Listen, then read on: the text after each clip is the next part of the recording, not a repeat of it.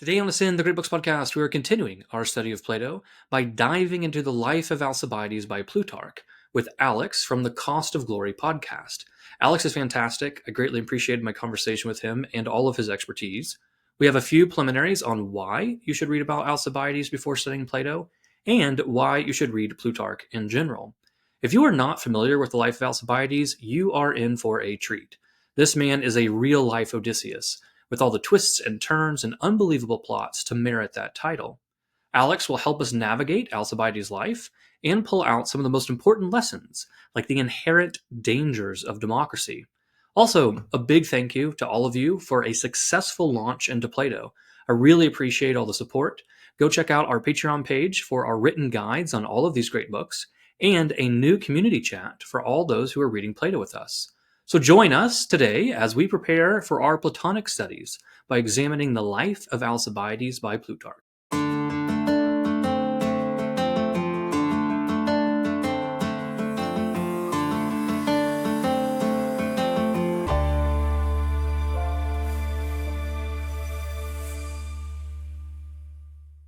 Welcome to Ascend, the Great Books podcast. My name is Deacon Harrison Garlick. I'm a husband and father and serve as the Chancellor and General Counsel for the Roman Catholic Diocese of Tulsa. I'm recording tonight on a beautiful evening here in rural Oklahoma. You can check us out on Twitter or X, YouTube, Facebook, and Patreon. We appreciate all of our supporters. You can visit us at thegreatbookspodcast.com, where we have written guides to help you learn from the great books. And today we are discussing the Life of Alcibiades by Plutarch. And we have a phenomenal guest. We have Dr. Alexander Petkis. Is that how you pronounce your name? That's it. Nailed it. Man, I forgot. I was going to ask and then I forgot. Okay, good. Nailed it. I'll take it. He holds a PhD in classics from Princeton University and is the founder of the Cost of Glory podcast. He left a successful career in academia in order to help people draw energy and practical insights from the great figures of the past. Outside his academic work, he's written for Compact, American Mind, Man's World, and Antigone, a new and open forum on the classics where he is the founding editor. He's a Texan, and he lives in Texas with his wife and kids. Welcome to the podcast. Great to be here, Deacon Harrison. It's a pleasure always, and it's a lovely evening in Houston too. Yeah, Texas and Oklahoma, like working through the great books. I like this. I like this a lot. Yeah. We're starting from the periphery, attacking the center. So classic strategy. I appreciate that. So tell us about Cost of Glory. So I left academia. I had a tenure track job. I left in 2020, and I was working in private sector entrepreneurship, and I was just trying to figure out a way to share what I felt. Not just what I felt was really important and interesting, what I was really excited about from classics, but kind of what I felt was missing from the academic presentation of classics. And I didn't have to impress my colleagues, if they thought something that I was doing was sort of weird but I had my logic for doing it, such as, telling entertaining stories, which is sort of frowned upon actually in a lot of lectures, as I discovered. I could just do that. So the Cost of Glory is the podcast I started back in 2021, and I am doing a lot of things on it. The main thread of it is I am retelling long form in what I like to think of as the grand style, the biographies of Plutarch's lives, of the 48 or so Greek and Roman figures, most of them, historical figures, some of them sort of dubious existence, like Theseus. He's the main one. But these are the greatest Greek and Roman heroes of the pre-Christian era. Plutarch stops with Mark Antony and sort of draws a kind of polite veil over Augustus. He doesn't really do the biography of Augustus. It's a little too close. Plutarch's living in the 1st century AD. So I'm just retelling these biographies, and I'm trying to stay true to the spirit of Plutarch, which is great narration. I hesitate to compare myself to him on that point, but I try to emulate that aspect. He's a great storyteller, and a moral seriousness, because Plutarch is a philosopher first and foremost. His mission in life is to improve the character of his readers and his fellow man. And he thinks that he decided the best way to do that at scale would be to retell these great stories of amazing people and catalog both their virtues, their successes, and also their vices and their failures. And he's just very honest about what he thinks about a lot of these guys. And there's no saints' lives in Plutarch. It's not that. It's but they're all very admirable men of great proportions. Caesar and Alexander, Sulla, Lysander, and we'll get into more of that as we. Alcibiades, of course, is one of the best lives I think that he wrote. It's an incredible man, an incredibly entertaining biography as well. Oh yeah, very good. I'm excited to talk about Plutarch. I want to dive into the life of Alcibiades, but before we do that, tell me about Antigone, this kind of journal, this open forum. I've seen it on Twitter, X. Tell me a little bit about it. Everybody should check out Antigone Journal. It is a new classics forum that it's an online journal that some friends of mine started, and I'm just one among the editors, and others these days are more active than me, but we all felt that classics is, as a discipline, is very it's not very good at communicating what's cool about it to the wider public. There's a kind of scholarization of the field ever since the 19th century, and it's sort of specialists talking to specialists. And there were some attempts to do that kind of imploded in the late teens of this millennium. And so we thought, well, this was a good idea to try to bring classics to regular people and try to communicate, scholars sharing what with their own expertise on various subjects. And there's articles in there about Stoicism or Homer. I mean, anything really. And there's a lot of great stuff in there. Well, some of my favorite pieces that I learned the most from are from writers looking at the way that the way that some famous people that you might know about loved classics and how it shaped them. Like, there's a great article in there about Stendhal. There's great articles in there about Poussin and the painter, and a lot of the classical artists of the Renaissance and the early modern period, and novelists. So I'm really proud of it. I can't take much credit for all the great things that have been going on, but I do send the occasional article there and publish the occasional piece there. And we're picking up steam at Antigone, so check it out. No, that's very good.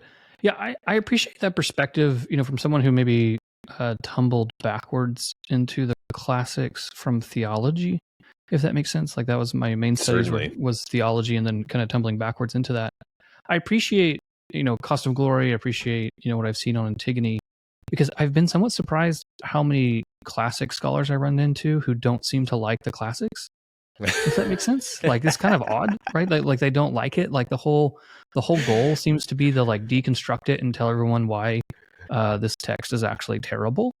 And yes. So I appreciate, though, because I like what you said, that I think there are tremendous stories to tell in classical literature, right? And there's a tremendous, we've been very open here, on Ascend the Great Books podcast, that, one of the things that we look at is like a barometer, a standard, is that we think that Greek reason coupled together with Hebrew faith prepared, under Roman order, prepared the world for Jesus Christ.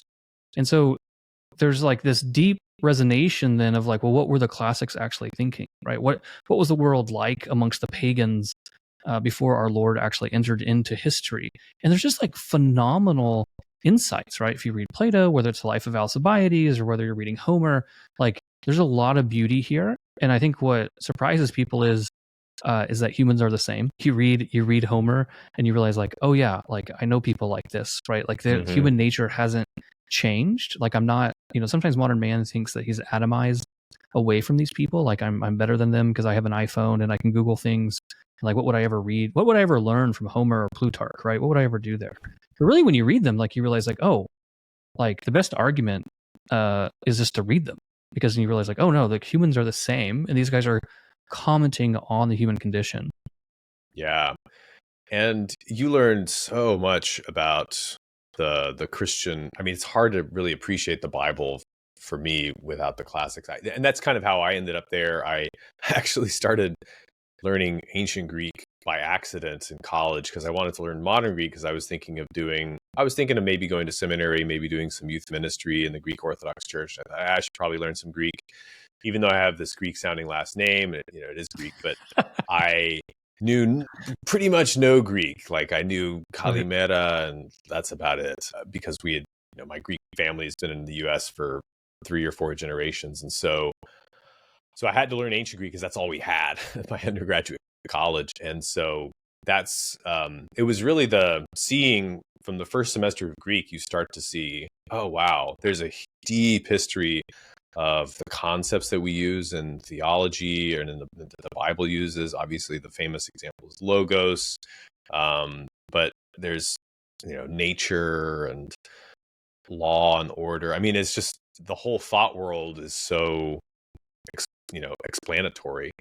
And I got really deep into classics, and I ended up spending some time in the theology world, the patristics world, but decided that probably what I should do is, help other people who are trying to understand the Bible to understand Homer first, to understand Plato and Plutarch first. I think Plutarch in particular has appealed to Christians throughout history for some interesting reasons. I have a piece on this in my Substack, costofglory.substack.com, on why Christians dig Plutarch so much. And a lot of it has to do with, he had this, I think, a similar insight that the creator of the universe had when he decided to become incarnate as the Son of Man, that humans learn how to be, how they ought to live, and who they ought to be primarily by example, by observation. Why did God need to take on flesh? Couldn't he have just given us some more laws? I mean, this is how he decided to do it. And there's obviously more to the redemption of man. But, Plutarch is alongside the Bible. He was in the 18th century in America, a very pious time. He was the second most likely ancient book to be on your shelf after the Bible.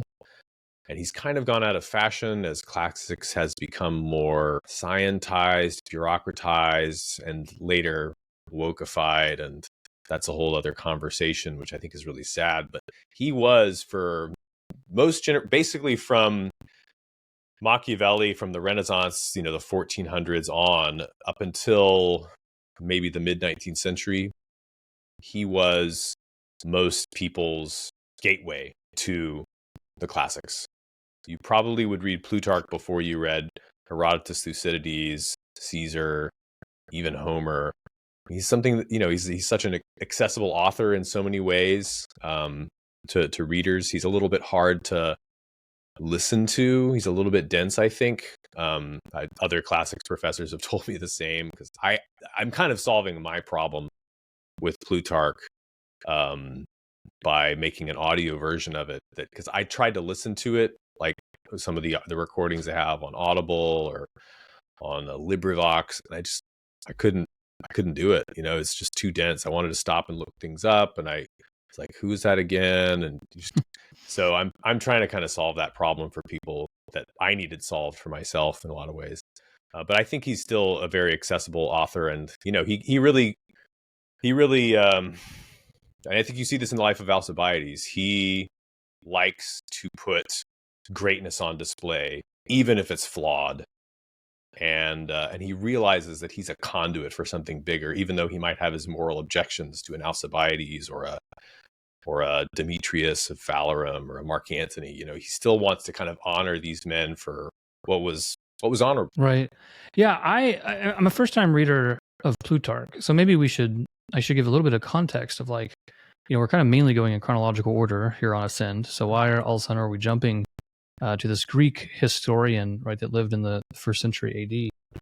So with Plato, we typically start, or at least historically for antiquity, right, we start with his dialogue, First Alcibiades, which, in recent centuries, really kind of the last one, has been attacked, mainly through German scholarship, and has been attacked as, maybe spurious, like maybe he didn't write this. And these arguments I actually find spurious themselves, because these are basically language games, right? And so what they do is they look at how Plato wrote certain dialogues that they find to be authentic, and say, okay, well, if he wrote like this, then he can't write this other dialogue because it's different. They also applied this to the Bible, for those who are familiar, right? The German higher criticism with JEDP theories and whatever, which gives me a little bit of post-traumatic stress as I think about it, because my undergrad delved into a lot of that.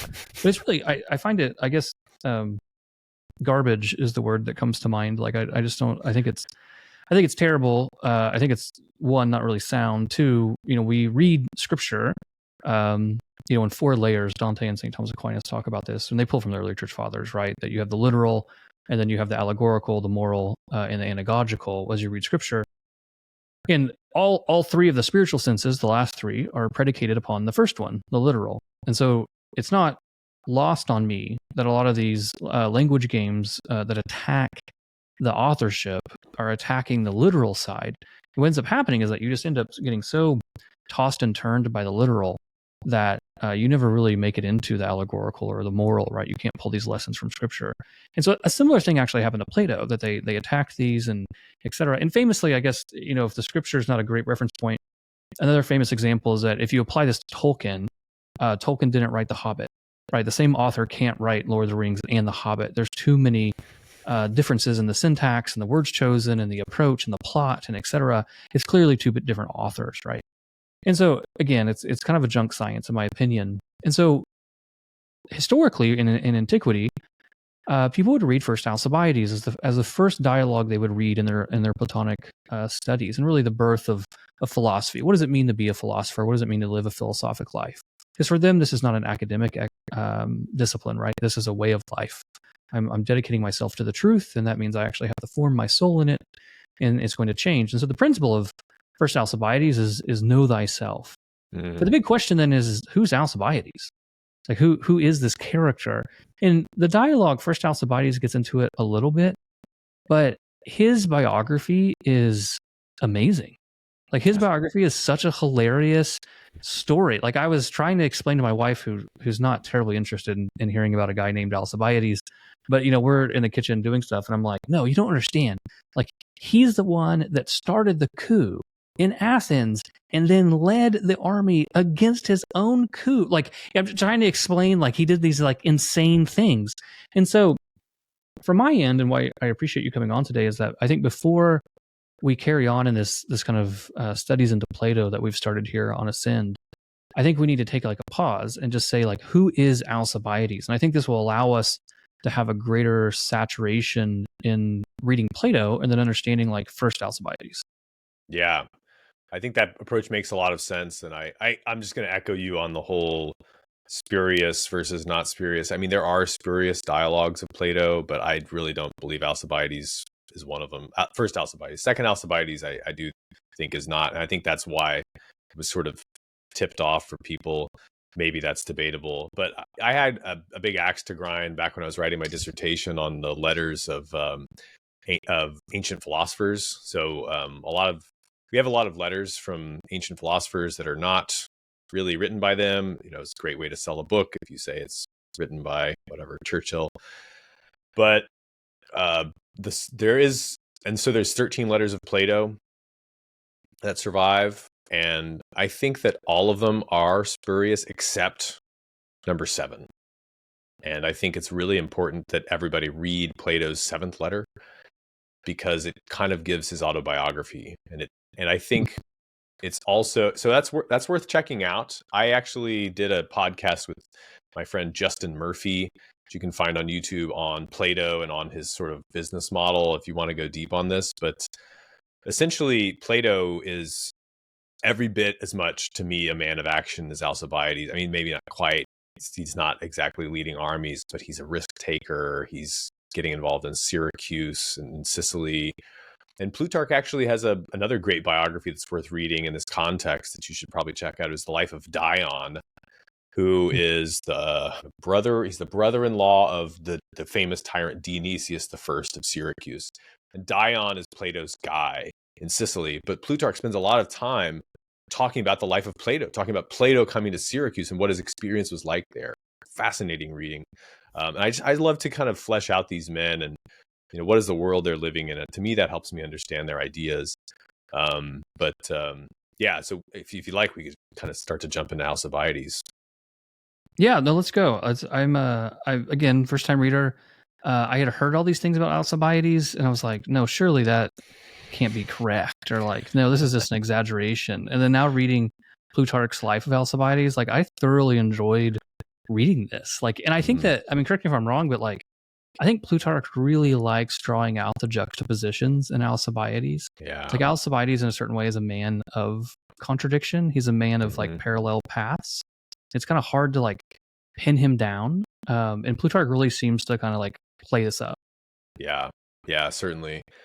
And I'll preface this by saying I haven't really done a deep dive on Alcibiades on my show yet, so I haven't gone through all the sources. I did do this for Lysander, who is the man responsible for Alcibiades' downfall more than anybody else. And that's the Spartan commander who wins the Peloponnesian War.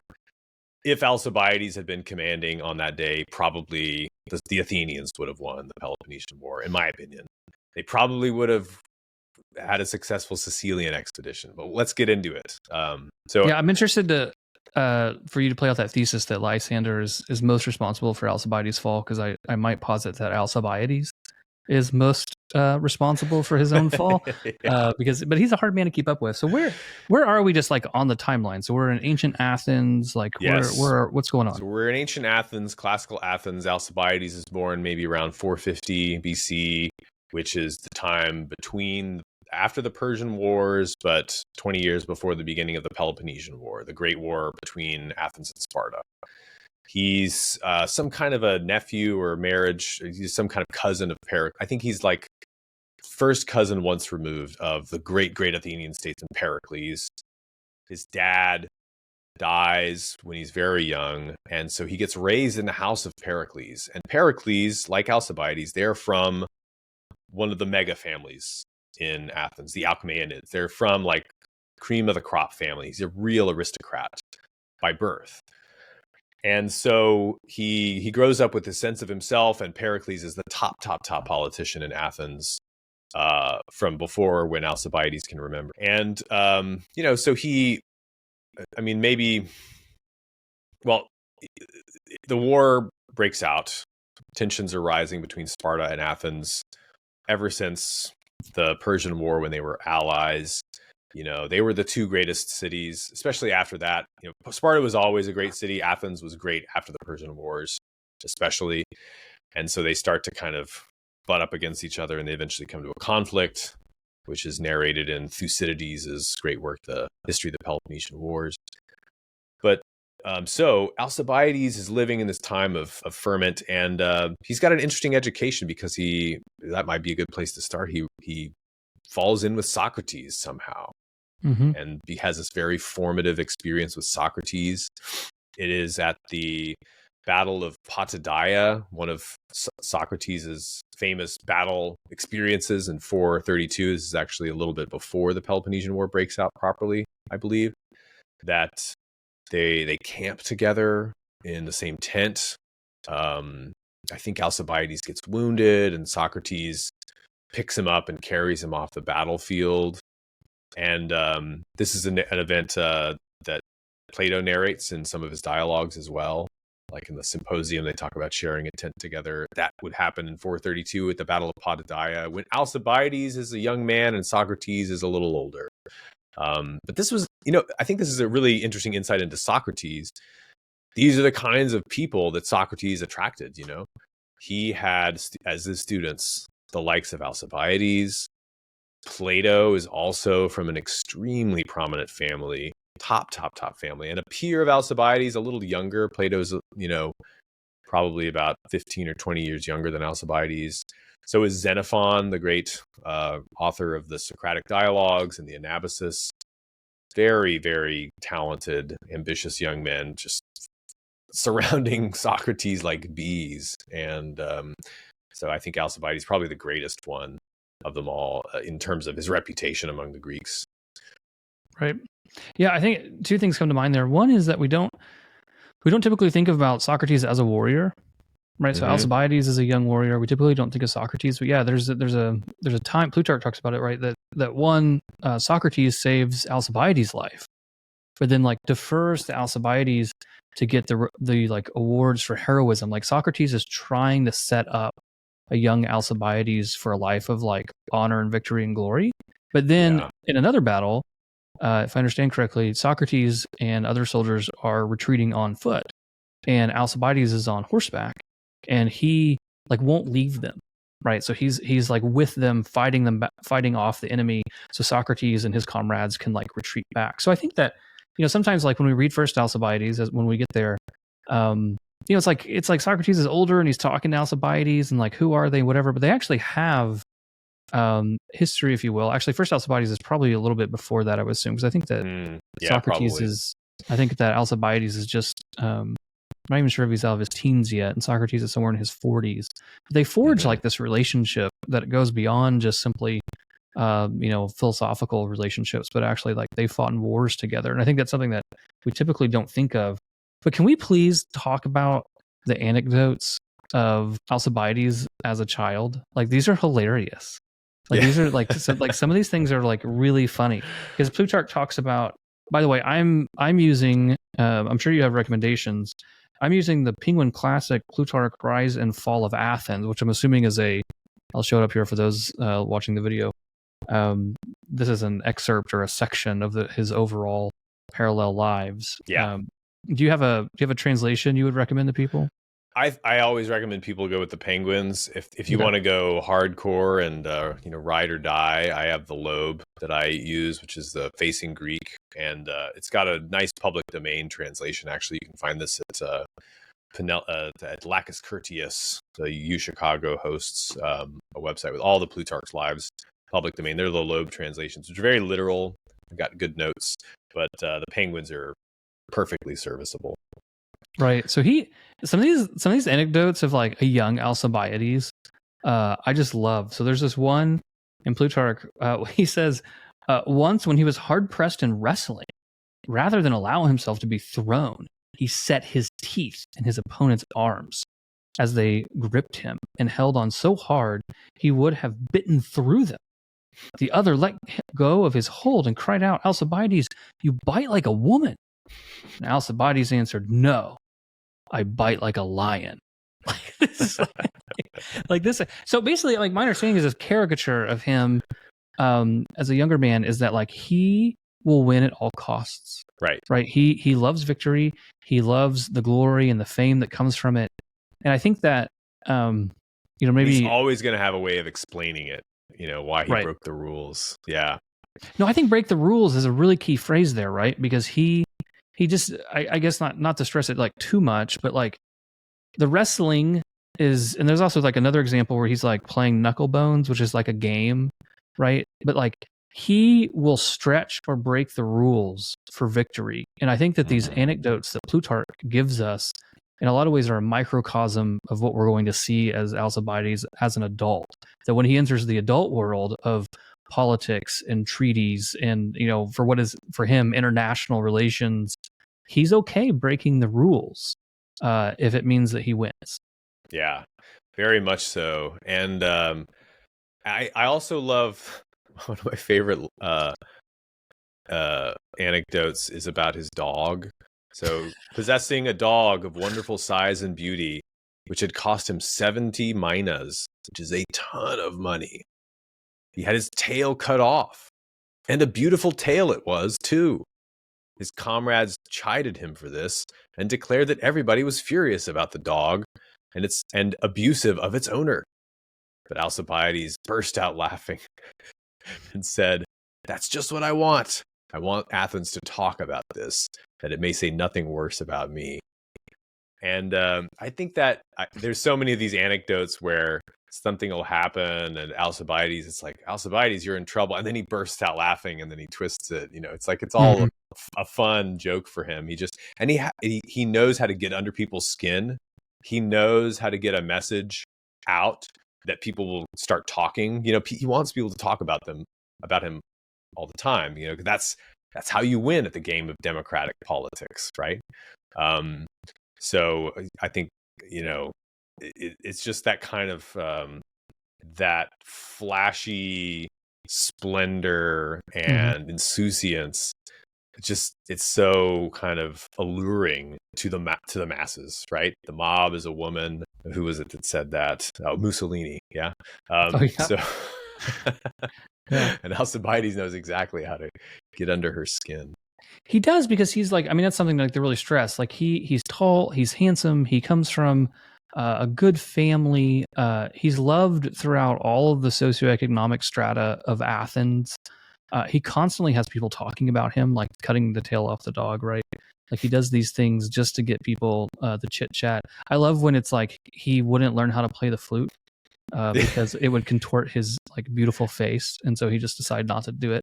And so, but that the thing is, like he also had a lisp, but then people are like, Right. oh no, it's fitting for him. It's like cute. Mm-hmm. So he has this way, this like charm of like even when he has defects, because he probably couldn't learn the flute, right? He probably sucked at it, and so he has Right. to come up with some kind of like reason.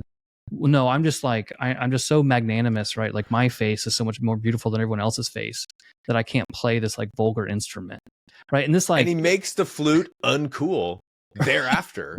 It's like the flute right, was really prized, and then like after Alcibiades, nobody wants to touch it. It's like, oh, that's for slaves. It makes you look right. like a But he like whatever. and he like walks through town like a peacock, right? They talk Yeah. Plutarch will talk about like he's dressed in purple. And this Yeah. is when he's in Athens because there's another aspect of him that I find fascinating that we'll see later on. But when he's in Athens, right, he walks in purple. He has like this golden shield Mm-hmm. that has arrows on it, which I found to be really fascinating for someone who loves Plato's Symposium. Like Right. it was that passage just like jumped off the page. So he has this like golden shield with they call it a not unorthodox, but a non-traditional image, right? It's Right. Eros with a lightning bolt, and like, Mm-hmm. who is that? And why? So he has like even these things that again stroke intrigue. They get people's attention. He's just very flamboyant, and everyone loves him. Yeah, and he makes he makes the old men, as Plutarch calls them. He says this is on that Eros passage. They're looking at the shield. The reputable men of the city looked on all these things with loathing and indignation, and feared his contemptuous and lawless spirit. They thought such conduct as his tyrant-like and monstrous. And when they say tyrant-like, they mean he everybody loves him. This is part of what a tyrant does. Is like he uses the popular credit, like clout with the masses, as a lever against the aristocracy. And so that combination of like part of why he's so appealing to the mob is because he's an aristocrat, and yet will just flout tradition, and he doesn't feel like he has to be live up to their aesthetic standards or their kind of the rules of conduct that you would expect from such a man as that. And it's just endlessly appealing to the common man. I think too, we should probably note here that Plutarch really makes a deal of this juxtaposition between the Socratic influence upon Alcibiades and then the crowd, the flatterers, Mm-hmm, right? yeah. And that really struck me because, like, I'm familiar with First Alcibiades, really kind of a first time reader of it, though, as a dialogue. It wasn't how my introduction, most introductions now to Plato are typically like the Euthyphro. You read like the quote unquote last four dialogues, right? And so first, I'm kind of new to First Alcibiades as like a first start initiation into the formation of Plato. But I was really surprised though in Plutarch that like their relationship is a very historically commented on aspect, right? Mm-hmm. And not only that, that it seems that Plutarch very much held in his history held that in certain ways Socrates spending time with him and Socrates trying to get him to live the life of virtue is almost redeeming in history itself for how history views Alcibiades. That, in other words, Alcibiades must have had redeeming qualities. He must have had potential to become a virtuous leader, dare I say, even a philosopher king, because Socrates is spending so much time with him. In reality, or I guess not in reality, but on the other side, then you have all these flatterers, which tend to bring out the worst aspects in Alcibiades. And this is what I was saying earlier, that Plutarch seems to love bringing out this juxtaposition in Alcibiades, right? That he has this Socratic side that could go towards something very honorable and noble and virtuous, arete, but on the other side, he has something that I think that, I guess, correct me if I'm wrong, but like I think there should be concerns that Alcibiades becomes a tyrant. Oh Right? That yeah. he has something that's tyrannical about the way that he lives. Well, and if you read Plato's Plato's Republic, Book 6, he talks about the philosophical character. What is the kind of man that is most apt to become a philosopher, and perhaps, if he's lucky, a philosopher king? Well, Plato, like, the description just it is a blend of the two men of this type that Plato knew the best. One of them is Alcibiades, and the other one is Dionysius II, the son of Dionysius I, who was a young, talented man that Plato tried to kind of win over to philosophy and failed. And he actually became a tyrant. Alcibiades had that kind of tyrannical quality and it's all about this war that goes on within somebody. Somebody has suggested that maybe even the Callias of Plato's Gorgias is, maybe that's Alcibiades. And so, this war that goes on between with a man of that kind of talent, between, true philosophy, which, as a curious, intellectually, very active, imaginative, ambitious person, you're going to be attracted to philosophy. There's something about, the truth and about the kind of idea of understanding everything that's really appealing to you, and virtue is really appealing to you. But you're at war, that is at war with the mob, essentially. And this is, Alcibiades talks about this in the Symposium of Plato, that, whenever he's with Socrates, he acts one way. And then when he leaves Socrates' side, he's worsted by the honor of the mob, the time of the masses.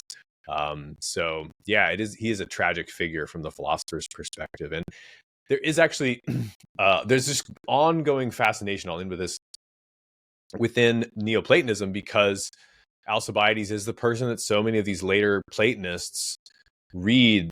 Alcibiades I to get into philosophy. And so if you read the life of Plotinus, the 3rd century AD philosopher that was so influential on Augustine and so many other church fathers, there's a feast that Plotinus used to have at the birthday of Socrates.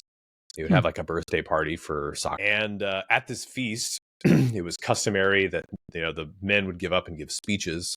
And one of the philosophers gave a speech arguing on the basis of Plato's Symposium. He kind of twisted the words of Plato to argue that a beloved should give in to his lover, that you should basically kind of consummate your desires in a friendship like that, like seems to be resisted in the Symposium. And Plotinus was so outraged by this that he compelled Porphyry, who's writing the biography of Plotinus. He compels Porphyry to write a refutation of it, and it's this famous scene, and whenever Porphyry, he's finally listening to it the following year, and Porphyry is making his points, and Plotinus is like, yeah, that's that, let him have it, that's it, thusly strike, he quotes Homer. So yeah, I think he continues to be this kind of dramatic, tragic figure for all the later Neoplatonists as well. Yeah, I like that a lot. And I think that, as both of us have already kind of alluded to, it should be noticed that first Alcibiades, which is the dialogue that students of Plato would read first, right, to understand the Platonic philosophy, is the beginning, in certain ways, of the relationship between Socrates and Alcibiades. But then Plato's Symposium, in a lot of ways, captures the end of their relationship, right, and how the relationship went. And we'll kind of talk about where Plato's Symposium, I think, falls into the life of Alcibiades.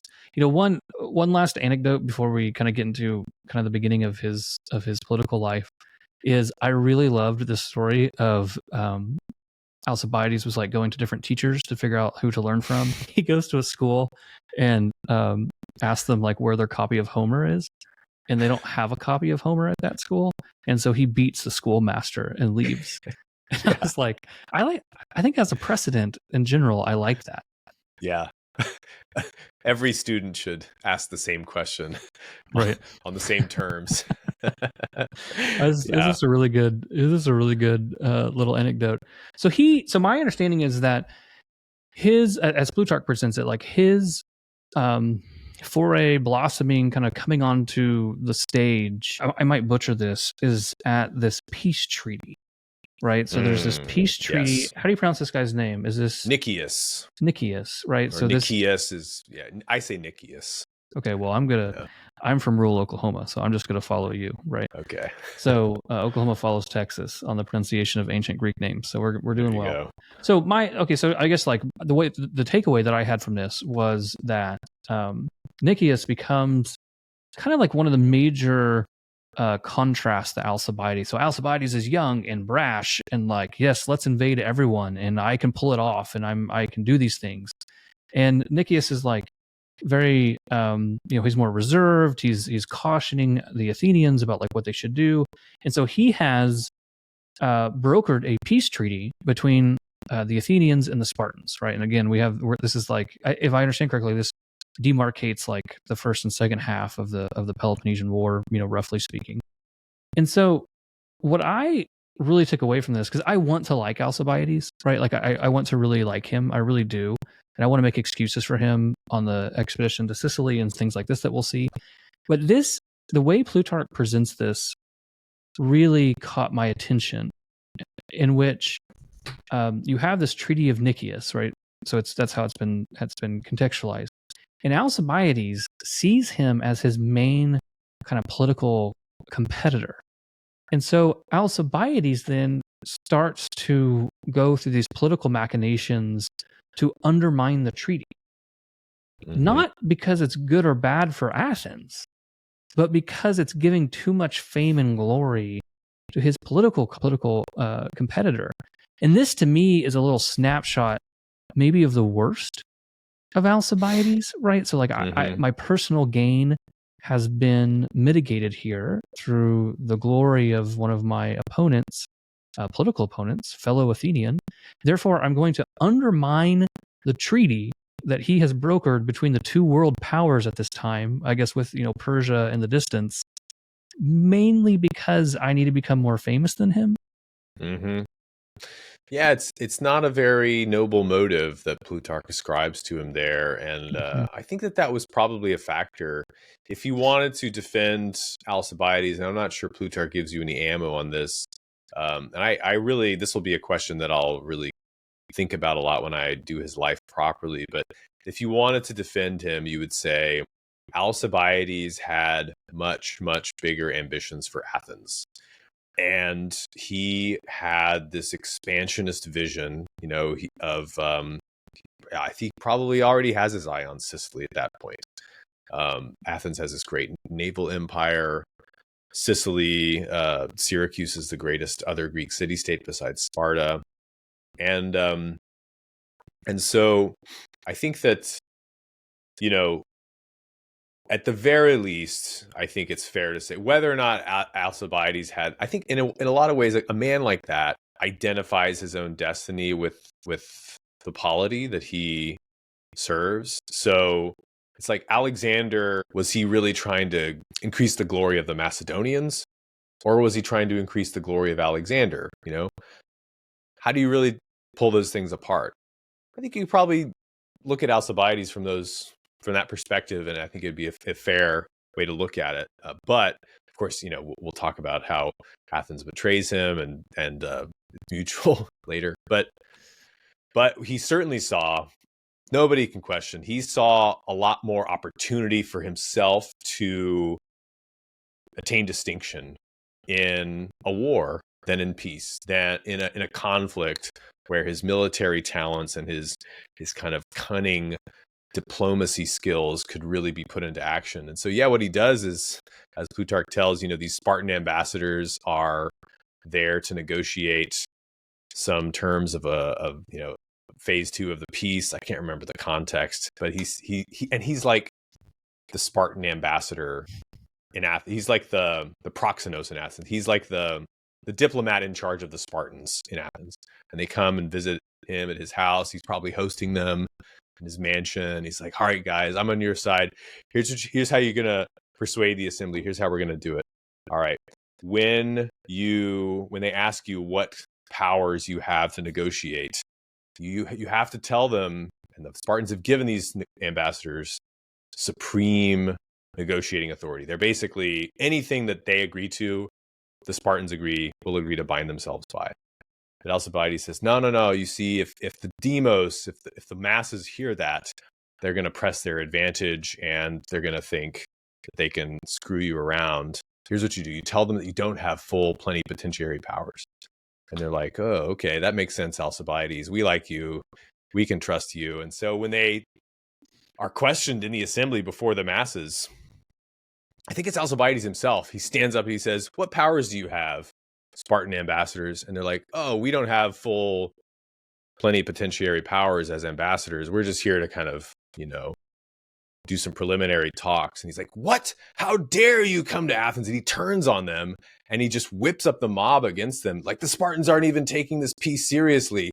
They have contempt for you. And, he tricks them and they're livid and just completely taken off guard, of course. But he was that tricky, Mm-hmm. And so he spins it against them. And that, this eventually kind of, through a series of events that Thucydides narrates in full, they end up at war again. The great battle of Mantinea, one of the greatest land battles ever fought. He gets Argos involved. And so, sure enough, war brought him the opportunity to be a general and to attain distinction as a leader. I mean, it kind of worked. Yeah, and this becomes somewhat ubiquitous with him. It's a pattern, right? That he will lie and play against different parties for the sake of like whatever machinations that he has. And do we have like a rough?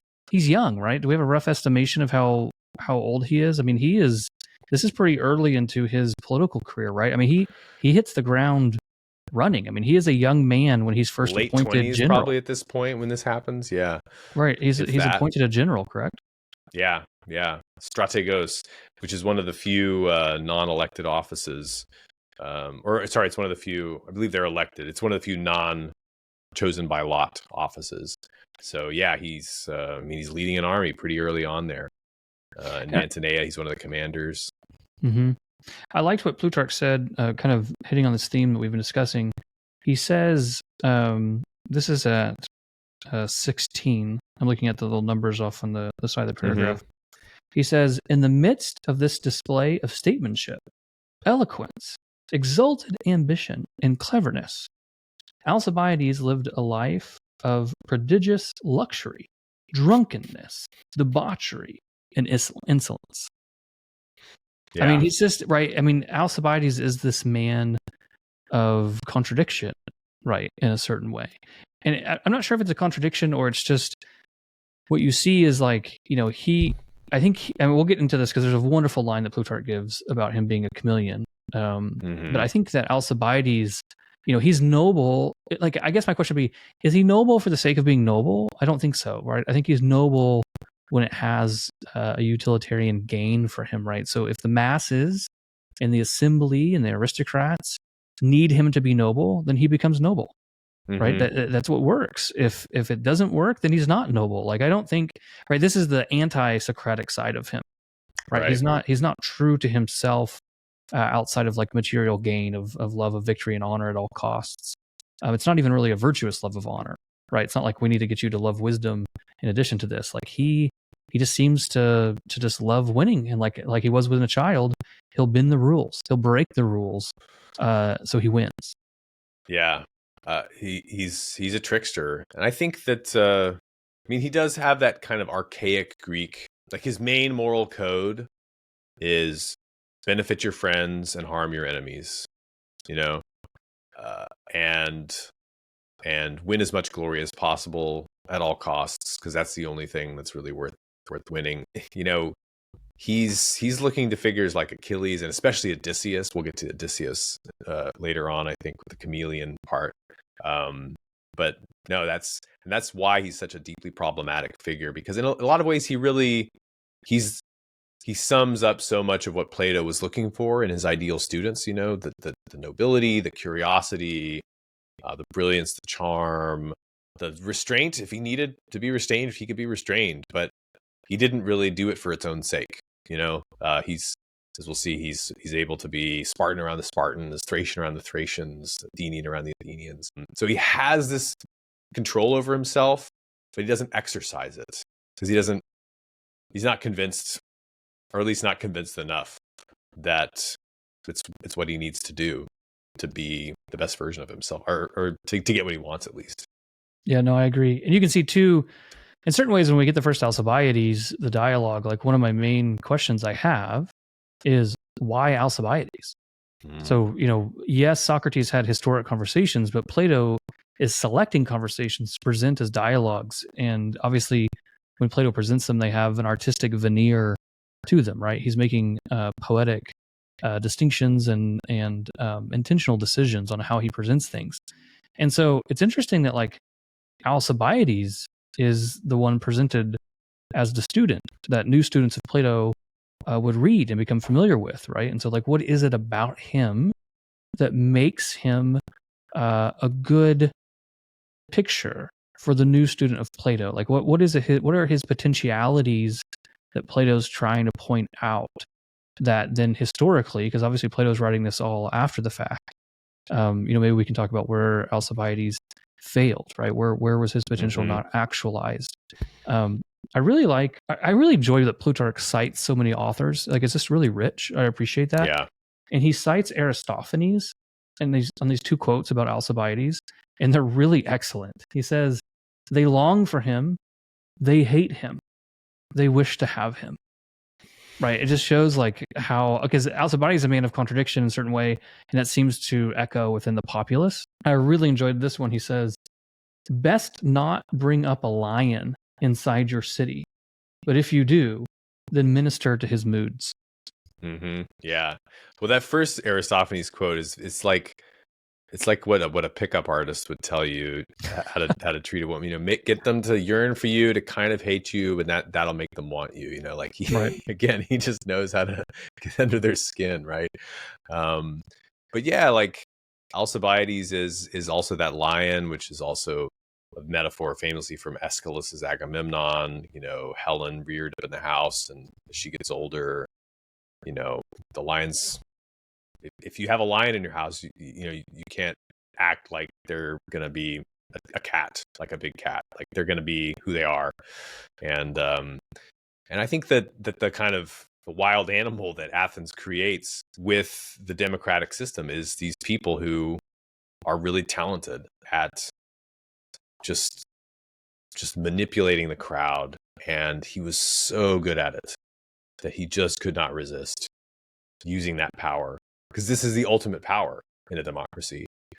I think this is one of the reasons why Plato, if anything, he blames the democracy on ruining a man like Alcibiades. And, if there's any kind of justification for Plato's other state ideas, it's to perfect this kind of human in a better like environment, to like train them better so they don't have to turn into this tyrant, Yeah, because there's something about the democracy, right, that then tends to cultivate and appeal to our baser appetites, to our lower appetites, right? It becomes the lowest common denominator, and so everyone has this vote. Now they're not a universal suffrage democracy, but they have enough of a democracy inside of Athens to have the quote unquote crowd, right? That's what we're worried about, is the crowd, the mob, because traditionally in almost every philosophy, the crowd is not good.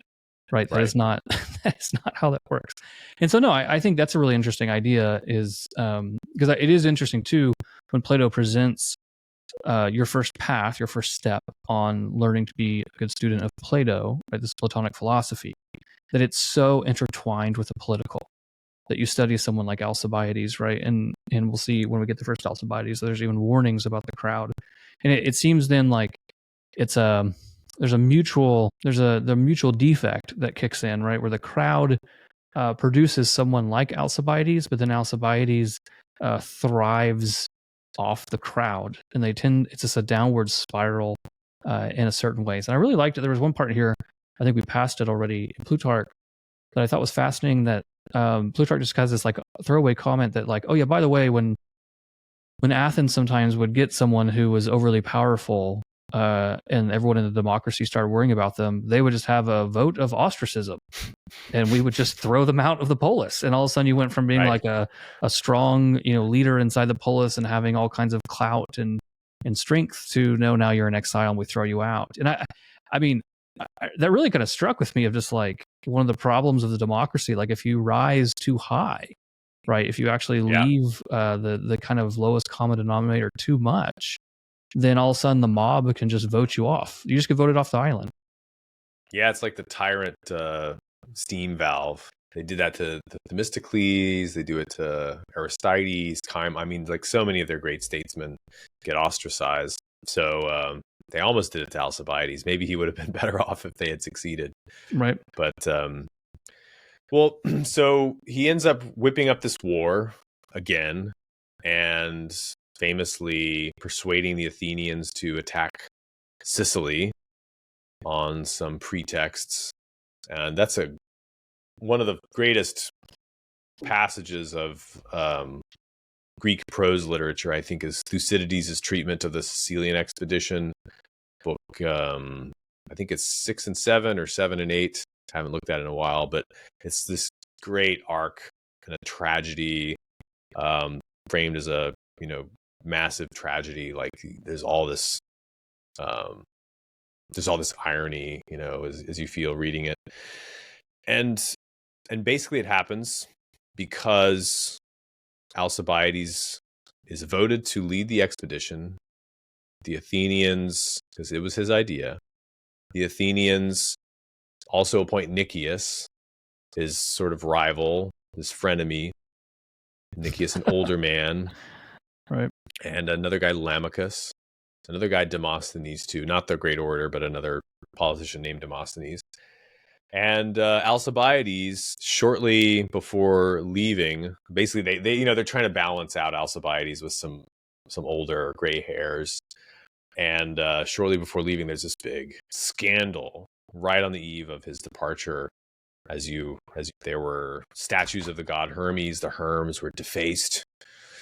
This was seen as a great sacrilege, and there started to come out allegations that there was a sort of Black Sabbath, witches' Eucharist kind of celebration of the kind of profaning of the mysteries, that they kind of aped the sacred rites of Demeter, and this was seen as not just a bad omen, not just a kind of sacrilege, a great excommunication worthy, so to speak, sacrilege, but also seditious, that it was some kind of a plot, some kind of plan to overthrow the state, which I never really kind of put together the logic of how that reasoning went.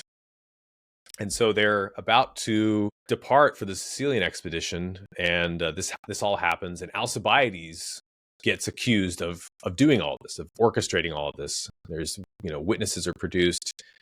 Maybe he did it. Maybe it was a drunken fling one night, but or maybe he didn't. But his enemies, of which he has many, and Plutarch actually names them in a way that Thucydides doesn't name a lot of them, but Plutarch names a lot of these guys. But we don't need to name them. Yeah, let's let their memory rest. They cook up these accusations, and Alcibiades says, "All right, if you're going to accuse me of this, let's have a trial before I go off to Sicily." And they realize that if they let him go on trial now, he will be acquitted because he's got a lot of popularity behind him.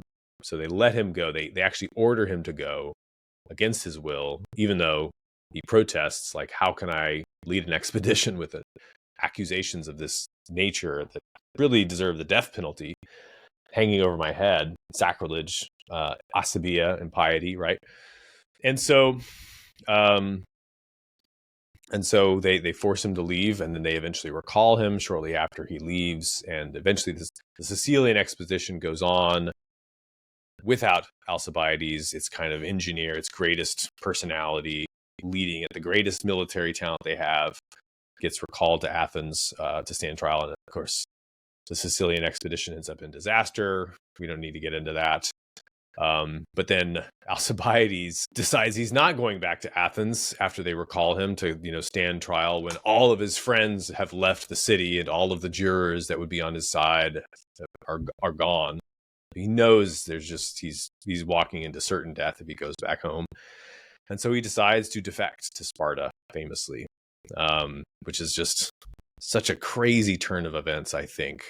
And just one of these other bricks in the wall of Plato and so many other people of this era. Their hatred of democracy is like, it ruins its best men, and it can't keep its best talent around, and it ends up self-destructing. Yeah, I think that. Yeah, I think that comes out very clearly in that narrative, and I think then one of the questions that people always ask is like, who betrayed who, right? Who actually was the betrayer here, right? It was Alcibiades framed. I noticed that Plutarch, when he talks about the people who brought forward the accusations, they saw Alcibiades do this. He makes a few things really clear, right? He says like the main guy who brought forward things, they were all slaves or aliens that he's kind of brought forward, right? And Plutarch just kind of throws that out there. And I think there's also like a side note of like, well, how did you see it was Alcibiades and his friends that like defaced the Herms? Oh, well, it was the moonlight. Well, it was a new moon, right? There was no moonlight that night, right? Yeah. So Plutarch really seems to present this as a framing. At least that was the inclination that I received, was that, and then like it's first the Herms, and then it kind of gets into the profanation of the mysteries as well, like where, if I understood correctly, like as you mentioned, they're in like a house and they basically mock. It's like you made an allusion, right, to like a black mass, right? They like have a mockery of this sacred ritual. And so I think it's really interesting. I think that we just read on Ascend a lot of the tragedies. If you look at things like the Oresteia, or you look at things like Antigone, you can see that like piety actually presents a lot of political structure, right? So like how we interact with the gods has a direct effect on this like lower level, the political level, and then that has an effect on like the familial level, right? And also the citizenry. And so it kind of makes sense to me that this piety would have like these strong political ramifications. And it should be mentioned too that, I mean, we're way early, but in 399, Socrates is going to be put on trial, and his main charge against him is basically impiety, right? His impious, right? He creates new gods. Not only does he deny the gods, but then he creates new gods. And I guess we could probably throw out now that part of the creating new gods and denying the old gods is the effect thereof is that you're corrupting the youth. In a lot of ways, Alcibiades is case study number one in Socrates, screwing this up. So it's interesting to me, again, seeing how Plato's going to couple these two together, and even Plutarch couples these two together, that then both of them end up being antagonistic towards the state. Because if I understood correctly, Alcibiades is actually condemned to death twice. Once for the once for this impiety, the sacrilege, and then basically he goes to Sparta, as you mentioned, which again is an insane. It's hard for us to understand how this works. Like, this is like in the middle of World War II, our top general like defects and goes to Russia, or the USSR, and then, by the way, when he's there, he sleeps with Stalin's wife. Yeah. Right. like this is like an insane, like turn of events. Like, it's hard for us to understand, but this is the World War. Like the Peloponnesian War is their World War for the Mediterranean, and Alcibiades is like literally just jumping around to each side. So he goes to, so I guess not to belabor it too much, right? But he goes to Sparta, and he becomes basically an advisor to Sparta against the Athenians, including advising against his own expedition against Sicily. Yeah. And on the whole piety thing, I mean, Alcibiades is really, I think, one of the first people they had in mind on the whole corrupting the youth thing, and Critias as well, one of the 30 tyrants. But yeah, so I love how Alcibiades is able to charm the Spartans, and this is just so illustrative of how powerful of a personality he had. And Plutarch talks about this over and over, how he had this irresistible charm. And let's see if we can find a passage here. Yeah, at Sparta, he was held in high repute publicly. Should we read this? Yeah, go for it. Privately, he was no less admired. The multitude was brought under his influence and was actually bewitched by his assumption of the Spartan mode of life. When they saw him with his hair untrimmed, taking cold baths — the Spartans used to run their hair long, took cold baths — on terms of intimacy with their coarse bread and supping on their black porridge. They have this nasty food in the eyes of all the other Greeks. that they're proud of it. They could scarcely trust their eyes. They're kind of like eating haggis. So they could scarcely trust their eyes, and they doubted whether such a man as he now was had ever had a cook in his own house, had even so much as looked upon a perfumer or endured the touch of Milesian wools. All these luxuries that he, of course, was intimately familiar with. I mean, he was one of the most luxurious men of his day, right? And now he's, and then he goes into this famous chameleon passage. I don't know, maybe you want to take that one. Yeah, I'll just read that real fast. He says, because it really stuck out to me as a first time reader, because I think that's the pivot, right? That Alcibiades, when you paint him as a young person, it's really easy to say like, oh, look, he's luxurious, he's flamboyant, etc. But the fact he goes to Sparta and immediately adopts all their customs and almost becomes the best at their customs to get the people to love him shows that we're on a whole nother level. And so Plutarch has, this is a famous passage because it really stood out when I read it. He says, Alcibiades possessed, they say, one special gift which surpassed all the rest and served to attach men to him, namely, that he could assimilate and adapt himself to the pursuits and the manner of living of others and submit himself to more startling transformations than a chameleon. I mean, it's a wonderful passage, but I think that like, particularly as a first-time reader, to watch Alcibiades step into a new social structure and immediately adapt their norms. I mean, it just takes Alcibiades to a whole different level. Yeah. In Sparta, he was all for bodily training, simplicity of life, and severity of countenance. In Ionia, for luxurious ease and pleasure. In Thrace, for drinking deep. In Thessaly, for riding horses hard. And when he was thrown with Tissaphernes, the satrap, he outdid even Persian magnificence in his pomp and lavishness. Yeah, I think it's fascinating, and so this is why the Greeks have not just Achilles as their like prime hero, but also Odysseus. Odysseus, the man who is able to walk onto the island of Phaeacia with just completely naked and having nothing, and talk his way into familiarity and friendship with the king. Like, this is Alcibiades. Like, there's no man who illustrates that better than Alcibiades. Maybe Themistocles. I mean, Alcibiades is like on par in terms of his Odyssean trickiness with a guy like Themistocles, who's another story to get to for some other time, Persian war hero. And Plutarch really admires this about him, and he says it's not real changes that he's undergoing. It's skin deep, right? It's his chameleon-like nature, which I think polytropos, this is the Odyssean quality, that he knows the cities and minds of men. He's just able to converse with these cultures that are genuinely different.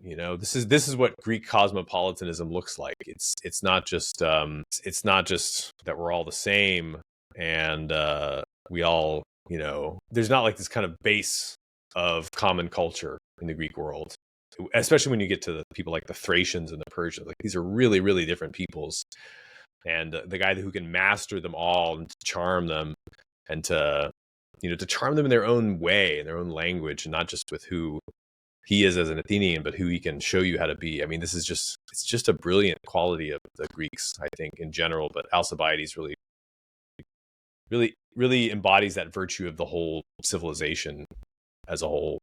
No, I really appreciate the comparison between Alcibiades and Odysseus, because the man of twists and turns certainly also applies to Alcibiades. I mean, in a certain way, even more so, because the things he's able to pull off are so historically recorded, right? That he actually did these things.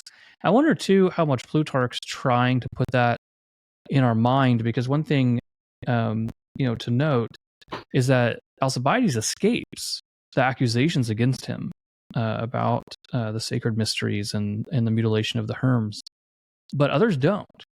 And so Plutarch has this like very short little passage where he talks about one of the men that was accused was said to be a descendant of Odysseus, which I thought was just an interesting line. Like, why does he include that? Well, then he explains that this guy decides to turn in all his co-conspirators that have been accused for immunity. And he even, I mean, it's deep, because not only does he turn in everyone else the vibe here is that everyone's been falsely accused. Right. And so at least that's the kind of the inclination that I received here. And so he's willing to turn against them all and lie and say, you know what? Yes, we did this. We did it. I will tell you the truth. Give me immunity. The rest of them can die. And not only does he accuse his fellow co-conspirators, if you want to call them that, it says he also included a number of his own servants just to make his testimony more convincing.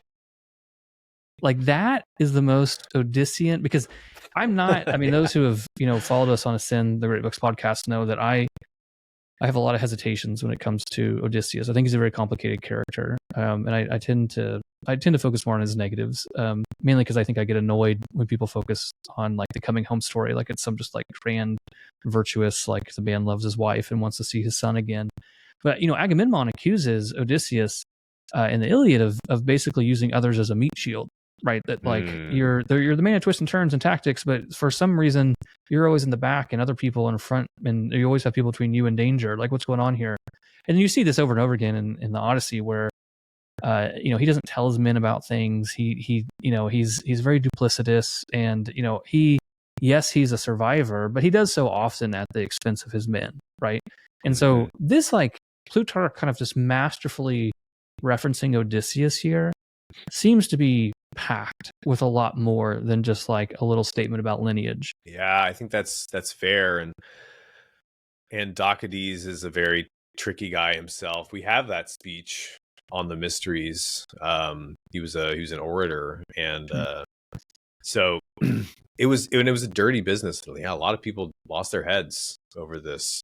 So I think Alcibiades was kind of right to leave. And he's devastating, really. He so much havoc on the Athenians' war plans.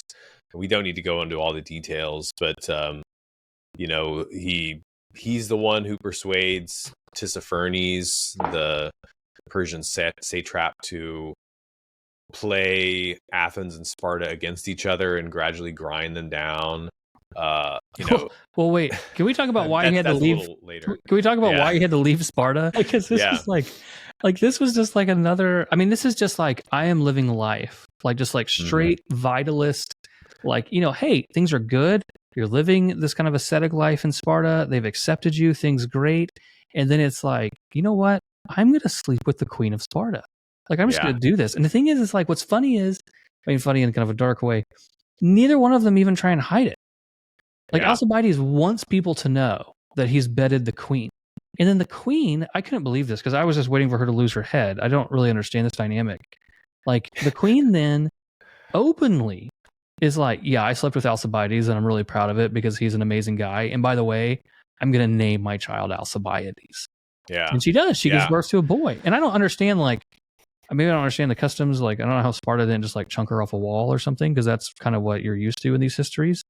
It just kind of says that, like, well, the king was really mad at Alcibiades and said the kid can't be in the line of succession. I'm like, that's it?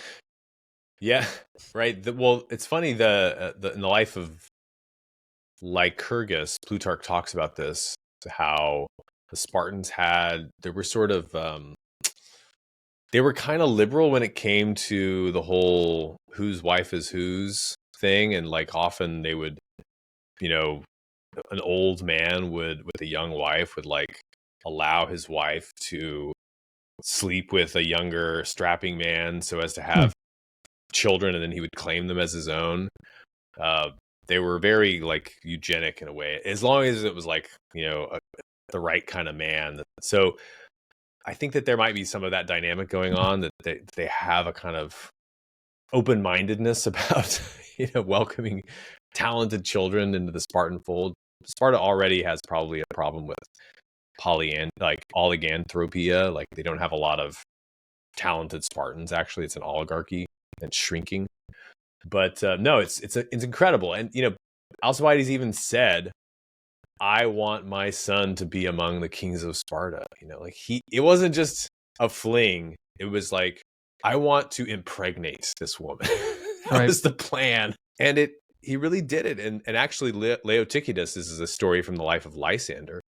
Leotychidus, aka Alcibiades Jr., was in line for the throne of one of the Sparta has this weird dual kingship. He was in line for one of the thrones, and Lysander goes and he produces an oracle saying that Sparta is going to have all this misfortune if they let this, bastard son, this half-breed Athenian Spartan on the throne, and he ends up getting his buddy Agesilaus put in line for the throne, and Agesilaus actually becomes one of the greatest kings of Sparta. But it's unbelievable, like the gall of this man, and of course that doesn't play well in Sparta for very long. I think everybody thinks it's funny and cool for a while, Right. and then the Spartans start to think, wait a second, this guy is not necessarily working for all of our interests. And so they eventually, I think he's advising the Spartan fleet, and then the Spartans send a message to the Spartan commander out in Ionia. Yeah, just get rid of him. They put out a hit on him. And so he makes himself scarce and runs off to the Persians at that point. Yeah, but again, like we have to understand, like, okay, so again, maybe this, correct me if this analogy doesn't track, but like we're in the middle of World War II. Our general basically, we like bring charges against him in the middle of fighting World War II. He defects to Russia or to USSR, sleeps with Stalin's wife while he's there after advising against America, and then defects to Nazi Germany. Yeah. Right, this is the who's the worst who's worse than the USSR here? We'll go to the Germans, right? Like who's worse than Sparta? That's okay. I'll go to the Persians, like the enemies of all of the like Hellenic people.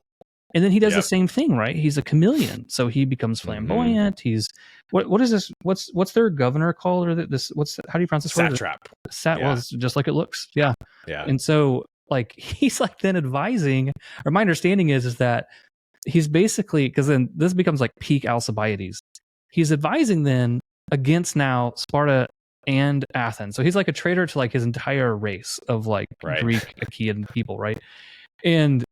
But then at the same time, he is trying to orchestrate a coup in Athens while advising the Persians, because he thinks if they'll move from a democracy to an oligarchy, that will allow him, I guess they'll lift the ostracization. Is that what it's called? It's not excommunication. Well, the death sentence. So they'll lift the death sentence, maybe plural there. Because I think somewhere in there I read, I can't remember if it's in Plutarch, I read somewhere that then when they found out that he was advising the Spartans, they like condemned him to death like all over again, right? I think that's right. Yeah, I can't remember the exact I don't think Plutarch talked about that. Maybe I read that somewhere else. But so anyway, he's in Persia advising against them, but also talking, I guess, to friendly generals about how they can throw a coup in Athens. Yes. So this is the famous, well, maybe not so famous, but this is the 400. There's an oligarchic coup in Athens, and it's not only Alcibiades' idea, but he's one of the engineers, and he's like, trying to reach out to the generals. I believe they're on Samos, the Athenian fleet, fighting the Spartans, and he kind of sends these secret messages over. And so it's like he's telling the generals, oh, you guys are aristocrats.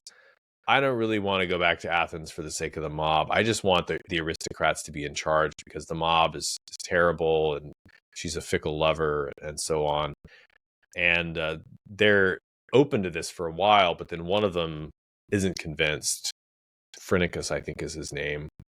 And so Alcibiades they end up calling his bluff somehow. It's kind of complicated, but essentially he ends up, not only do they have the coup back in Athens, but then, and Alcibiades still hasn't, managed to get back reinstated to Athens, but then he convinces the generals who are leading the fleet now, who actually are in opposition to the coup. Because the sailors of Athens are typically the mob, like they're from the lower classes. It's low grunt work, and so you have a kind of democratic fleet with an oligarchic government back home, and Alcibiades convinces then the democratic fleet, the leaders of that fleet, to to take him on as a general, and he will help them overthrow the coup that he has just expressed support for. But he also, I think, really interestingly tells them, we're not going back to Athens right away. Once he's in charge, okay, the most important thing is to win this war against the Spartans. The most important thing is also to return to Athens, not empty-handed, but having won some victories, having something to prove, we'll have a lot more clout for when we return home and try to restore the constitution. And I think that's where his real alliances were, honestly, is with the mob, not as qua mob, not like he was a man of the people championing their interests, but he knew that the way that he was going to flourish in Athens, I mean, he is an Athenian through and through. He is an Athenian aristocrat, and the Athenian aristocrats of the populist type, I mean, he's kind of like a Gracchus in a way, or a Caesar. You know, he's a blue blood family, but he knows that the securest route to power is to be a blue blood, but to be able to channel the passions of the mob. And that's what he does so well. And so, of course, he's going to end up supporting restoring the democracy, because that's how, you know, that's the state in which he's going to flourish the most. And so he ends up finally being restored to Athens after this very complicated series of events. It's worth maybe reading this passage of his restoration, because I think it's just it's such a great scene that Plutarch paints. Do you mind if I read this for us? Go for it. Let's see. When he landed, however, wait, no, it starts a little earlier. Nay, he was in actual fear when he put into harbor. Another historian says something else, and Plutarch saying, no, he was actually very nervous coming into the harbor of Athens. Once in, he did not leave his trireme, his ship, until as he stood on the deck, he caught sight of his cousin Euryptolemus on the shore with many other friends and kinsmen, and heard their cries of welcome. So, you know, he sees this great gathering of men. He doesn't know, are they going to grab him and lynch him? No, okay, they're on my side. When he landed, however, people did not deign so much as to look at the other generals whom they met, but ran in throngs to Alcibiades with shouts of welcome, escorting him on his way and putting wreaths on his head as they could get to him. Excuse me. While those who could not come to him for the throng, because of the throng, they gazed at him from afar. I love this part. The elderly men pointing him out to the young. You know, that's Alcibiades. Like, he's been away for the better part of a decade at this point. Much sorrow, too, was mingled with the city's joy as men called to mind their former misfortunes and compared them with their great present good fortune, counting it certain, I think this is really interesting, that they neither would have lost Sicily nor had any other great expectation of theirs miscarried if they had only left Alcibiades at the head of that enterprise and the armament, therefore. So they're thinking, God, we would have won the Sicilian expedition if we had had some restraint and not persecuted our greatest man. It's just a great poignant scene there. Yeah, I like the on that same passage on paragraph 32, they kind of set like, what does it look like when he's coming home and how many victories he's had, right? Because that's something like he had a lot of victories between taking over this fleet and coming back home. So it's like a military parade, right? It says he set sail for home with the Athenian triremes of the line decorated from stem to stern with the shields and trophies of war. They towed in their wake the many prisoners that they had captured, and they carried even a larger number of figureheads taken from the triremes Alcibiades had defeated and sunk. There were no fewer than 200 of these altogether. Right, so he's like, my read of this is that he's like, you know, cut the prow off of these ships and say, look, here's all the ships that I've conquered. I mean, this is a pretty big spectacle as he comes in. I think, too, one thing I would note here, I'm going by memory, but I think this maps on pretty well, is if you remember Plato's Symposium at the beginning, it has like a really complicated opening. And what I mean by that is like, it's like first Alcibiades starts off, it's like, you know, Socrates being like, hey, Alcibiades, how you doing? And then they like talk. The beginning of the symposium is like one guy goes and talks to another guy about like, hey, do you remember that talk that they gave that one night? Like, I heard it happen. Can you tell me? It's like, oh yeah, I just told the other guy about it. I can tell you. And in Leo Strauss's commentary, when he's trying to explain like why does Plato do these gymnastics at the beginning? Like, what's trying to happen? One of the things that he points out there is that one of the individuals asking for the story knows that Alcibiades was at the dinner. But the symposium actually happened basically 10 years ago, but no one's talked about it because Alcibiades was basically persona non grata. But this guy thinks it just happened. And so Leo Strauss has this, I think, somewhat brilliant insight that means the only reason that makes sense if the guy thinks it's just happened is that Alcibiades must be back in town.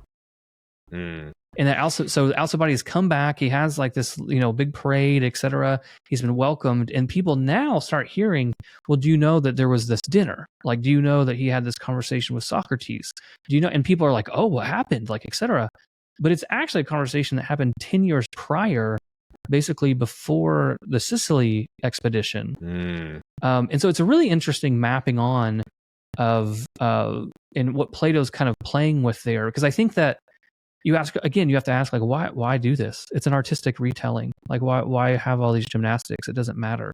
And I think one of the things there that Plato is playing with, if I remember correctly, is the whole symposium is a series of speeches about Eros, the god, and this kind of leads into these aristocratic Athenians giving different theological opinions. Many of whom probably might not even actually believe in a pantheon, right? Eros becomes more of a cosmic force. Diotima tells Socrates that Eros is really this love that's inside you, right? It moves from being a god to being basically this love that animates the soul. And so, in a certain way, you can read it where the fact that Plato does all these gymnastics about Alcibiades and that everyone's quiet about it for 10 years is to show you the danger of having conversations like this, right? Like if the mob finds out that we had these conversations about the divine, we could very easily be accused of some type of like impiety or impropriety. Does that make sense? So it's a really interesting take there, and I'm going by memory, and so hopefully that maps on well. But this whole thing of like, when does Alcibiades come back? And that's the kind of crux linchpin at the beginning of that dialogue to understand the real dating and what Plato's playing around with. Well, you're going to do the symposium on this podcast very soon, I'm sure, right? And so I want you to go into that and then send it to me because I want to listen to that because okay. That sounds fascinating. Yeah, we'll get into it. I'm pretty sure Leo Strauss it's been published now separately as a volume. Leo Strauss's commentary, which is part of. I'm pretty sure it's one of the publications they originally had posted on the center that someone has. It's a transcript from a class. And they've taken it, and now it's been edited and kind of gone through. I think it's just called Leo Strauss on Plato's Symposium. It's been a couple of years since I read it, but I found it to be very formative. But he spends a lot of time at the beginning, and how do we date this? And he thinks the gymnastics that they do at the beginning has to do with when is Alcibiades actually in town, and the misunderstanding that happens at the beginning about Alcibiades is about something that happened pre-Sicily expedition. And as opposed to him being back in town now. So you have to understand Alcibiades' history to understand the game that's being played. Yeah, fascinating. I suppose that we should round this out and get to his downfall. Yeah. Maybe it's time. So he's just won this great political coup being reintegrated in Athens. Before this, he won a great battle at Cyzicus up in the Propontis, sea that separates Turkey from Thrace, up near Constantinople today. And Sparta sends in a new commander to try to save the situation. Because basically the Peloponnesian War has gone into basically a fight for the Ionian Islands and for control, in particular, of the Bosporus, which is the grain route from the Black Sea grain fields up in Ukraine today and Crimea to Athens, which Athens depends on because the way that they're fighting the war, Athens is basically under siege constantly. On Alcibiades' advice, the Spartans fortified Decelea, which is this fort in Attica by which they are ravaging all of the countryside and basically holding Athens under kind of low-grade siege. And they're trying to choke off the Athenian grain supply from the Black Sea. So basically, Alcibiades is now fighting the Spartans against the strategy that he sort of engineered for them. It's just amazing. And so the Spartans send in this guy Lysander as a navarch, admiral of the fleet. And Lysander scores this really crucial victory against Alcibiades at, I believe it's the Battle of Notion, where Alcibiades is actually not there with the fleet. And he's got a subordinate commander in charge of most of the fleet. Alcibiades went off with some other ships. And Lysander, really one of the brilliant strategists of all antiquity. And so he tricks or sort of lures Alcibiades, the subordinate commander, into an engagement on unfavorable, like basically tricks him with a kind of decoy, and the guy gives battle. Antiochus was his name, and Lysander just demolishes this fleet that Alcibiades has left behind. And I suppose that he knew Athenian politics very intimately, this crafty Spartan Lysander, because he chose that moment very well. And that defeat at sea becomes one of the key arguments that Alcibiades' enemies at home in Athens use against him to undermine him. And I think Plutarch is really perceptive here, because he says, and it would seem that if ever a man was ruined by his own exalted reputation, that man was Alcibiades. His continuous successes gave him such repute for unbounded daring and sagacity that when he failed in anything, men suspected his inclination. They would not believe in his inability. So in other words, they're not willing to take incompetence as an excuse. They think that if he ever fails, it's because he did it on purpose, because he's, got some other trick up his sleeve. And I think that, in a way, Plutarch's right, that because he's so good, they just can't believe that he would have just screwed it up, even though it was, his subordinate commander. But, and he's off, looking for supplies, trying to raise money. He's really trying to do stuff for the war effort. But I think that they wouldn't have had that suspicion if Alcibiades hadn't, gone over to the Spartans and gone over to the Persians too, right? Like his sort of, I hesitate to call it duplicity, but his labile alliances, let's say, kind of put that grain of doubt in the mind of the people of Athens, and his enemies just use that as a wedge to get in there. And long story short, to oversimplify, they get him fired as commander. Right. Yeah, that's a good way to phrase it. And rather than go home, he decides, if I go home, and my enemies are going to find some kind of nonsense to prosecute me on and ruin me. And he just leaves. He just goes off to Thrace and starts becoming a, condottiere and whatever. He's clobbering the Thracians, trying to kind of make war and have fun. Not just have fun. He's building up a new power base in Thrace. And it's then that Lysander, this brilliant Spartan naval commander, makes the final blow, which is the Battle of Aegospotami, which I cover in the first episode of the Life of Lysander. It's a great story. And Lysander basically lures the Athenian commanders into a false sense of security. They're camped on either opposite sides of this strait of the Hellespont. And Alcibiades even rides up. This really tragic scene where he comes up to the Athenian camp. They beach their ships on the north side of this strait. Lysander's across the strait on the other side. They're like a mile away from each other, maybe 3 miles. And Alcibiades says, "You guys are in a terrible position. Your men are wandering off into the hills. You have to go far away to get supplies. Don't keep camping out here. Lysander is a really talented guy." And the Athenian generals say, "Oh, I thought you got fired, Alcibiades. See you later. We don't want your help." And I think Plutarch makes this point, if they had taken on his help, not even made him a general, but talked to him, he had, by that point, amassed a lot of Thracian mercenaries. He had a lot of guys that were fighting under him as a kind of local warlord. He probably could have, he offered, I think Plutarch says this, that he offered to help them out. Mm-hmm. I could get Lysander to give battle for you. Lysander's sort of refusing to engage.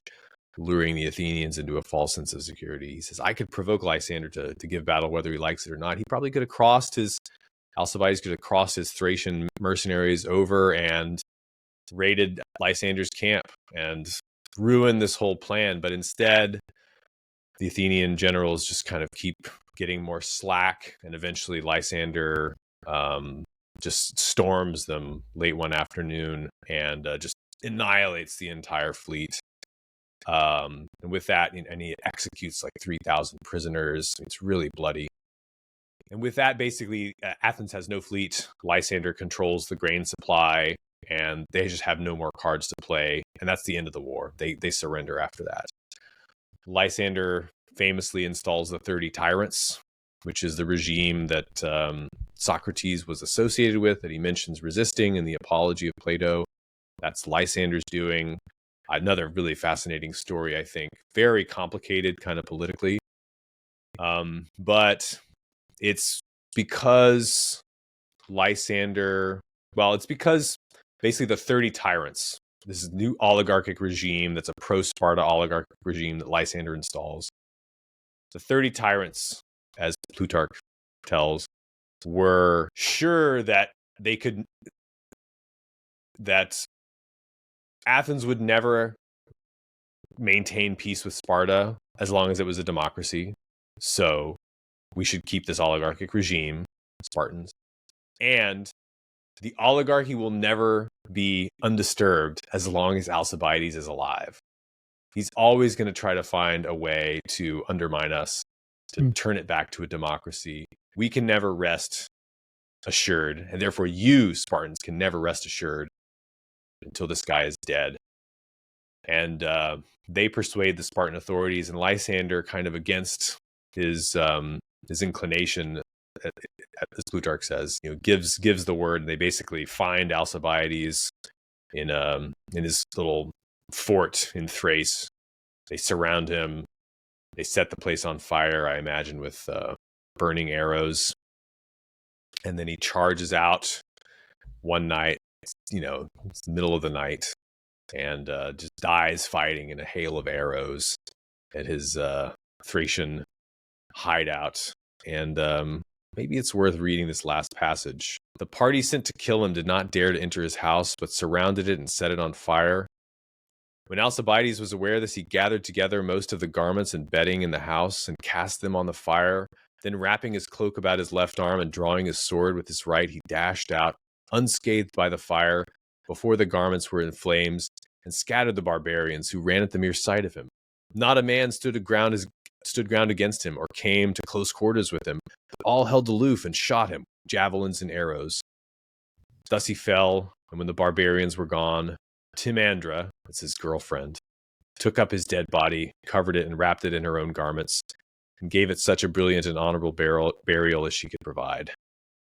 Anyway, so he died fighting. I think that's really true to his colors, Yeah, and these are, if I remember right, these are Persians, right? So it's Persians at the behest of the Spartans that finally track him down, right? Yeah, that's an important detail I forgot to add. The Persians, basically everybody wants him dead at that point, Right. Well, you can only play the game that he played. Right.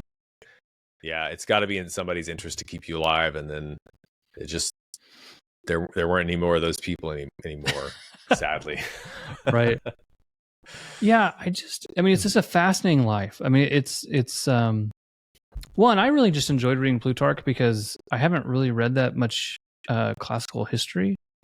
I have read the history of the Peloponnesian War. I read a good chunk of that, I think, before I lost some steam. But the Plutarch, like the way he kind of structures these lives is really interesting. And that's one thing I just really appreciated about reading this for this particular podcast was just, I think Plutarch presents this in a really fascinating way. And I also think it just adds a lot of vitality to the text, right? So when you read Plato, you're not reading something very flat, but you actually are aware of who these characters are and what their lives are, and because obviously Plato's audience is going to know these things. So when he's presenting for Alcibiades, people know who Alcibiades is and his history. And so I just think this is really fascinating and really worthwhile to dig into. Yeah, and Plato, a lot of those dialogues are, I mean, they kind of amount to a who's who of the most interesting men of the generation that lived before him. And so he's got as characters, Nicias is in the Laches, actually. Plutarch wrote a biography of Nicias as well. That's worth reading. Plutarch or Plato talks about Pericles. He has Socrates talks with Aspasia, who's Pericles' girlfriend, that Plutarch spends a lot of time on in the Life of Pericles. That's the Menexenus of Plato. So Plutarch makes a great companion for Plato. I already mentioned the Life of Dion. And so many of these characters, I think you don't realize how important they are. Plato's Meno, where he talks about the theory of recollection, is a character in Xenophon's Anabasis, actually. Xenophon hated his guts. I mean, man, Xenophon hated this guy. So that's fascinating. You get a kind of more sympathetic picture in Plato. But I think it just adds so much more. A lot of times, I really do believe, and I think Strauss would agree with me here, that the dialogue derives a lot of its meaning from who these guys are, their symbolic significance for the Athenians. So, yeah, more people need to do what you're doing before they dig into First Alcibiades or the rest of the Platonic corpus. Well, we're very much taking, I think, what Strauss would propose, and the way I was taught too, which is the drama is part of the philosophical pedagogy, right? So we're not reading Plato's dialogues to coldly abstract some type of political or philosophical principle and move on, but rather, I mean, if you want to read an instruction manual, you can go read Aristotle, right? I mean, that's what he's there for. But if you want to, the symposium, First Alcibiades is pretty straightforward, but if you want to read the symposium, then, who drinks wine and who doesn't matters. Where they sit at the table matters. Why Socrates won't go inside the door matters, right? The drama is part of it. And I think a big part of the drama are the interlocutors, right? Who has he elected to? And like I said, this is something that I'm currently, it's kind of captured my imagination that I'm still kind of churning about is why is it that Alcibiades is selected as the kind of student par excellence for new students to read? Why not Plato himself, right? Why is Plato not? I mean, Plato famously doesn't put himself in the dialogues, but Plato in a lot of ways seems to be a more successful story than Alcibiades is, right? So what is it about Alcibiades and what is it about the political that is kind of tethered to the philosophical? So no, I think this is incredibly helpful, and I've deeply appreciated this conversation. Any kind of last thoughts on Alcibiades? Anything you think we missed? I wonder if it's sort of like the reason you read Alcibiades, one, is because he's a cautionary tale of what could happen to you if you don't listen to philosophy. And yet, sort of like what happened with the Facebook movie, I mean, you portray a character like that in enough color and everybody just wants to be him, right? people walk away from the Facebook movie not feeling like, oh, this is a cautionary tale, but like Mark Zuckerberg's awesome. And that's certainly the impression I get from the Life of Alcibiades. Like him or love him, like him or hate him, he's kind of awesome. So it is puzzling, I think, still to me, why did Plato pick him? But I think in Plato's day, it wasn't so obvious because Alcibiades was really a lot more morally problematic for the Athenians in particular. The Peloponnesian War did not go well for them. And, he was responsible for continuing it, as we discussed earlier. So he's an endlessly fascinating figure, isn't he? And I give you more suggestions on other people that I think would bring up interesting conversations with Plato's dialogues. Lysias is another fascinating one. Read his Against Eratosthenes before you read Plato's Republic. You'll get chills. So anyway, longer conversation, but everybody go read the Life of Alcibiades and all of Plutarch's lives. They're great. You might enjoy the Life of Lysander as well, because that's really the story of the circumstances that brought about Socrates' execution, which I think is really important to keep in mind for Plato as well, and why Plato turned to philosophy. No, very good. So remind us, where can people find more of your work? Yeah, costofglory.com is my website. If you go to search Cost of Glory on any of the podcast players or on YouTube, I'm also on YouTube, Cost of Glory, at Cost of Glory on Twitter as well. And Yeah, I also run a couple of public speaking retreats and courses and experiences, and you can find out more about that on my website. I have if you want a authoritative speaker's guide, I have a guide prepared for how to turn your appreciation of ancient history into, competence in the art of oratory. It's for free. Go to costofglory.com/gift. So that's another thing you can find if you're interested. But I'm pretty easy to find if you look for me. Yeah, no, that's excellent. Well, Alex, I deeply appreciate your time and attention this evening. Thank you for walking us through Plutarch and his Life of Alcibiades. I think this has been excellent. So thank you so much. Always a pleasure. Happy to come back if you get any more Plutarch bugs. Thanks a lot, Deacon Harrison. Good. No, very good. Yeah. So next week, we will continue our studies into Plato. We will be actually reading First Alcibiades with Alec Bianco of the Circe Institute and the Athenian Stranger off of Twitter. So stick with us and we'll see you next week.